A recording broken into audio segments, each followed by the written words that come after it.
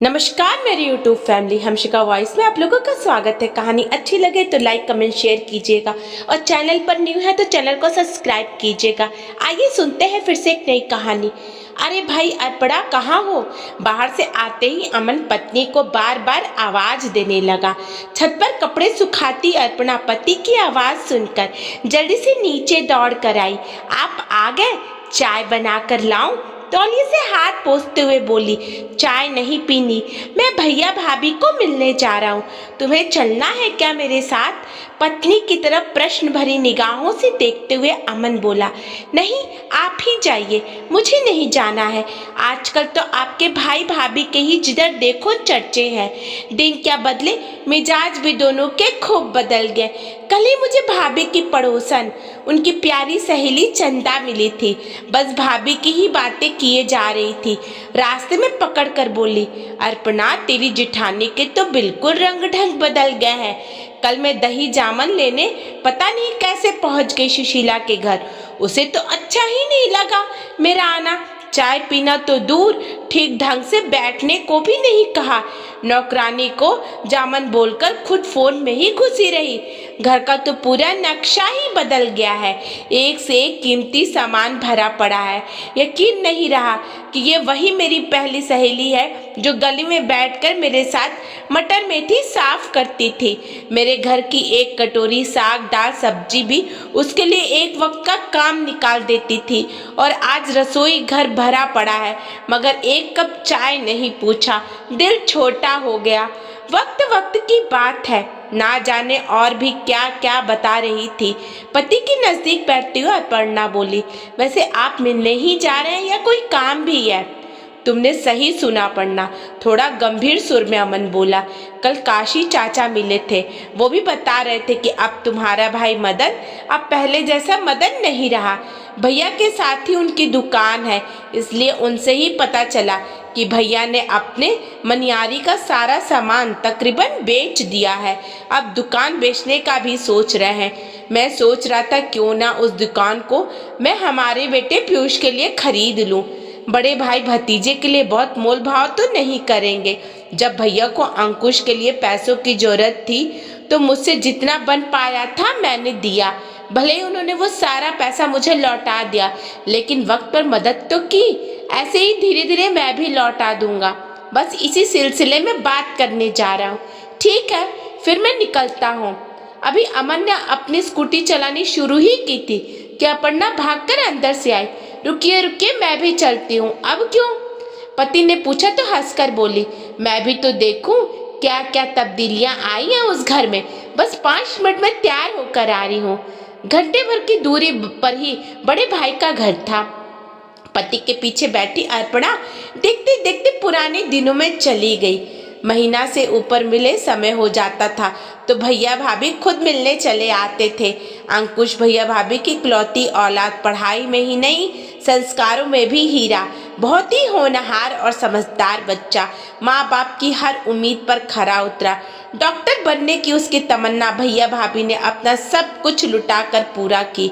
जैसे ही उसका कॉलेज शुरू हुआ, भैया का मनियार की दुकान का व्यापार मंदी में जाने लगा। भाभी ने अपने गहने बेचकर उधारों पर पैसा उठाकर बेटे को पढ़ाया। पढ़ाई पूरी करते ही अमेरिका चला गया। वहां कमाने लगा और माँ बाप के सब पैसे के संकट दूर कर दिए। सुना है खूब पैसा भेजता है वो माता पिता को, जिन्होंने उसे एक अच्छी परवरिश देकर इस काबिल बनाया कि आज खुद 4 पैसे हाथ में आते ही दुनिया को उसकी औकात दिखाने लग गए हैं। एक झटके में स्कूटी घर के सामने रुकी तो अपर्णा ख्यालों से बाहर निकल आई। अमन ने जैसे ही दरवाजा खटखटाया तो पत्नी ने हाथ पकड़कर डोरबेल पर रख दिया। देख नहीं रहे कितनी आधुनिक तकनीक की घंटी लगी है? अमन पत्नी की ओर देखकर मुस्कुराने लगा। घंटी बजते ही भाभी की आवाज साफ सुनाई दी, अरे केसर कहाँ हो? जरा देख तो कौन आया है। दरवाजा खोलते ही केसर के चेहरे पर बड़ी सी मुस्कान आई। अरे ये तो चाचा चाची हैं। कितने दिनों में आई हो चाची? कैसी है केसर? अर्पणा ने प्यार से उसके चेहरे को छूते हुए कहा। मैं अच्छी हूँ चाची, केसर हंसते हुए बोली। दोनों ने सामने बैठी भाभी के चरण स्पर्श किए और वहीं पास में ही बैठ गए। अपर्णा नजर घुमाकर सारा घर देखने लगी। उसकी आंखें शान शौकत देखकर चकाचौंध हो रही थी। जिस घर में गिनती का सामान था वहां कीमती वस्तुओं की भरमार थी। बढ़िया फर्नीचर, दीवार पर टंगा स्मार्ट टीवी, लंबा सा फ्रिज, सब तरफ मार्बल का काम, हाथ में महंगे स्मार्टफोन। अर्पणा के लिए सब कुछ बहुत हैरान करने वाला था। क्या देख रही है छोटी? भाभी आंखें मटकाकर पूछने लगी। वाह भाभी, अंकुश ने तो घर की काया ही पलट दी। बहुत खुशी हुई देखकर। भगवान ऐसा बेटा सबको दे। अपर्णा ने जैसे सच्चे मन से दुआएं दी। अच्छा क्या लोगी? भाभी फ्रिज खोलकर पूछने लगी। फ्रिज में तरह तरह के पेय पदार्थों, फलों से भरा पड़ा था। अपर्णा सोचने लगी कि भाभी के छोटे से पुराने फ्रिज में पानी की बोतलों के अलावा कभी कुछ और नजर ही नहीं आया। और आज वाह अपर्णा भाभी, आप कब से ये सब ठंडे पीने लगे? सुशीला, मुझे ना जमता ये सब। अंकुश ने जब से हमारा क्लब शुरू करवाया है तब से बड़े बड़े लोगों से उठना बैठना हो गया है।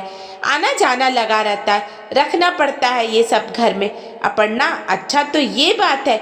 नहीं भाभी, ठंडे वंडे रहने दो, चाय ही पी लेंगे। तभी मदन भैया भी आ गए। महंगे वाले फोन से किसी से बात करते हुए उनकी बातें खत्म होते ही दोनों ने बढ़कर भैया को प्रणाम किया। कैसे है भैया? पूछकर अमन ने भैया की तरफ अपनी कुर्सी खींच ली। भैया कैसे दिख रहे हैं हम? मजे से हैं। जिसका बेटा अंकुश जैसा हो वहां तो किसी बात की कमी हो भी नहीं सकती है। अमन, हाँ भैया, सही कह रहे हो आप। सच में ये सब सुख सुविधा आराम देखकर बहुत अच्छा लगा। भैया तुम सुनाओ, पीयूष कुछ कर रहा है या नहीं, या यूं ही दोस्तों की मटर गश्ती में वक्त बर्बाद कर रहा है? उसे कहो सीखे कुछ अंकुश भाई से। अब उसे भी पैरों पर खड़ा हो जाना चाहिए। अमन, नहीं भैया, पीयूष का भले ही पढ़ने में दिमाग नहीं चला मगर संस्कारों में वो अमन से कम नहीं है। उसी के सिलसिले में आपसे बात करने आया था। मैंने सुना आप दुकान का सौदा कर रहे हैं। मैं सोच रहा था पीयूष के लिए उसे खरीद लूं। वो गिफ्ट शॉप खोलना चाहता है।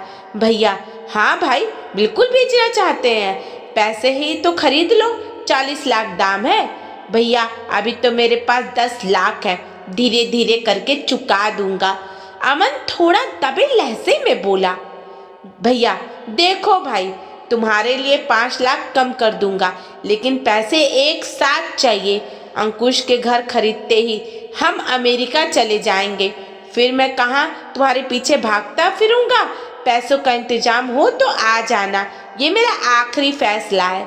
भैया की खुशकी भरे बर्ताव ने पति पत्नी को वहां से उठने के लिए विवश कर दिया। वो तुरंत वहां से उठकर चल दिए। बाहर अभी वो स्कूटी पर निकलने ही लगे थे कि किसी ने जोर से अर्पणा को आवाज दी। अर्पणा ने घूम कर देखा तो चंदा हाथ के इशारे से बुला रही थी। अर्पणा वहां गई तो देखा गली की सभी महिलाओं का समूह बैठा था।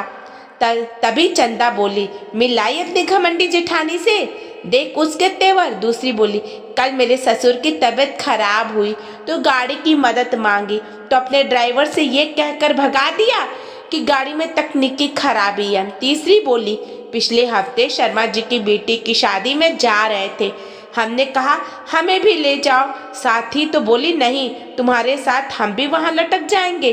सामने से ही इनकार करके चली गई। एक के बाद एक भाभी की शिकायतें करती गई। यकीन नहीं आता, ये वही सुशीला जो कभी घुल मिलकर हमारे साथ बैठती थी। सच में पैसों में बड़ा नशा है, कहकर सारी हंसने लगी। उदास मन से अमन और अपर्णा बिना चाय पिए घर वापस आ गए। फिर 2 महीने के बाद भैया का फोन आया। अमन, अंकुश ने घर ले लिया है और वो हमें अमेरिका बुला रहा है। हम लोग वीजा एम्बेसी के काम से 3-4 दिन के लिए मुंबई जा रहे हैं। तुम आकर चाबी ले जाओ। सुनते ही अमन बोला, भैया वही पड़ोस में ही किसी को दे जाइए, हम तो वैसे भी बहुत दूर है घर से। नहीं, पहले और बात थी, अब घर में बहुत कीमती सामान है, तुम शाम को आकर चाबी ले जाओ, भैया ने हुक्म जारी किया। 4 दिन के बाद भैया का मुंबई से फोन आया। स्वर में बहुत दर्द और उदासी था, गला रूधा हुआ था। अमन, सब खत्म हो गया। कहकर मेरे भाई भैया जोर जोर से रो पड़े। अमन भी घबरा गया, हैरानी चिंता में पूछने लगा, क्या हुआ भैया? डॉक्टरी जांच के दौरान पता चला कि तुम्हारी भाभी को बहुत बड़ी बीमारी है, ब्रेस्ट का कैंसर है। कैंसर आखिरी चरण का है, ज्यादा समय नहीं है उनके पास। इलाज के लिए 1 महीना दिल्ली में ही रहेंगे। अंकुश ने सब बंदोबस्त कर दिया है। चल फिर मैं तुझे बाद में फोन करूंगा। खबर सुनते ही दोनों पति पत्नी गम में डूब गए। 1 महीने बाद भाई का फोन आया, घर साफ करवा दो, हम कल आ रहे हैं। अपर्णा ने केसर को बुलाया और घर साफ करने में जुट गई। सब तरफ धूल धक्कड़ था, फ्रिज में भयंकर बदबू थी। भाभी ने दूध दही तक भी केसर को देना जरूरी नहीं समझा। बेडरूम में अमेरिका जाने की अटैचियां तैयार थी, जिसे देखकर अपर्णा भाव विहीन हो गई। अगले दिन भैया भाभी आ गए। भाभी के सब बाल जा चुके थे। इलाज के दौरान भैया ने जब बताया कि सुशीला के पास 4 महीने से ज्यादा का समय नहीं है, ये सुनते ही अपर्णा रो पड़ी। भाभी को बड़े प्यार से बिस्तर पर लिटाया तो भाभी ने अपर्णा का हाथ पकड़ लिया। आंखों में दर्द, सामने जिंदगी का कड़वा सच था। हाथ पकड़ते ही भाभी बोली, ये क्या हो गया छोटी? हम तो अमेरिका जाने की तैयारी में गए थे, सोचा था बेटे के पास जाएंगे, दुनिया घूमेंगे। ये वक्त ने हमें कहाँ लाकर पटक दिया। जिंदगी के सुखों में मैं डूबी, देख ही नहीं पाई कि मौत आकर मेरे इतने करीब खड़ी है। धन के नशे ने मेरे दिमाग को 7वें आसमान पर बिठा दिया। जिन अपनों ने सदा साथ निभाया उन्हें ही तुच्छ समझने लगी। बात करने का सलीका अदब सब भूल गई। झूठी शान के पीछे भागने लगी। लेकिन वक्त ने ऐसा तमाचा मारा कि सब अंदर से ढह गया। वक्त के आगे किसी की नहीं चलती। जो किस्मत में लिखा कर आए हैं होता वही है। हम सब वक्त के हाथों के मोहरे हैं। वो चाले चलता है और हम बेबस बुत बने रहते, देख लेते रह जाते हैं। सही कहते हैं लोग, वक्त से डर कर रहना चाहिए। बेटे को अच्छे संस्कार दिए और खुद धन्यवाद प्रभु का करने की बजाय अहंकारी बन गए, कहकर भाभी जोर जोर से रोने लगी। अपर्णा मेरी बहना, मेरी एक काम करेगी? बोलो भाभी। अपर्णा भाभी के सिर पे हाथ फेरती हुई बोली, तू कल मेरी गली की सब सहेलियों को यहाँ बुला ला। मुझे उन सबसे अपने व्यवहार के लिए माफी मांगनी है। अगले दिन अपर्णा सभी को बुला ले आई। सुशीला ने केसर की मदद से अच्छा खाने पीने का बंदोबस्त किया। सभी आई, चेहरे पर सबके उदासी थी। भीतर का प्रेम फिर से उमड़ आया था। गिले शिकवे कभी थे, ये भी जैसे किसी को याद ही नहीं था। भाभी सबसे प्यार से मिली, जैसे ही क्षमा मांगने के लिए हाथ जोड़े। सभी सखियों ने उन्हें गले लगा लिया और हर रोज उनसे मिलने का वादा करके चली गई। जब 4 माह के बाद डॉक्टर ने बताया कि अब ज्यादा समय नहीं है उनके पास, अगले ही दिन अंकुश भी 3 हफ्ते की छुट्टी लेकर आ गया। माँ तो जैसे बेटे का ही इंतजार कर रही थी। उसने जैसे ही माँ का सिर अपने गोद में रखा, उसी वक्त उसने अपनी आखिरी सांस ली। दुनिया से विदा हो गई। सबने भारी मन, आंसू भरी आंखों से सुशीला को विदाई देती। उठाने के बाद जब दोनों परिवार साथ बैठे थे तो अंकुश हाथ में कागज और चाबी लेकर पीयूष के हाथ में देकर बोला, ये ले, ये दुकान आज से तेरी हुई। जमकर अपना व्यापार जमा और पैसा वैसा सब भूल जा। फिर चाचा की तरफ देखकर बोला, मैं पापा को साथ लेकर जा रहा हूँ। घर का एक हिस्सा किराए पर दे दिया है। पापा का जहाँ मन करेगा वहाँ रहेंगे। यहाँ आएंगे तो आप लोगों ने उनका ख्याल रखना है।